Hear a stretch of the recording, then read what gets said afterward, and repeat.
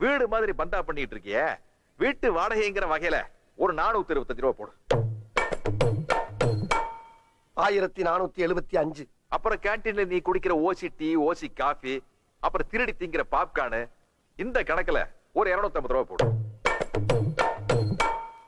1725. அப்புறம் நீ ஓசியில முடி வெட்டுறதுக்காக சலூன்காரன் குடும்பத்தையே கூட்டிக்கிட்டு வந்து டிக்கெட் வாங்காம படம் பார்க்க வைக்கிறியே, அந்த கணக்குல ஒரு 300 ரூபா போடு. 2025. நீ என்ன சம்பளம் எதிர்பார்த்த?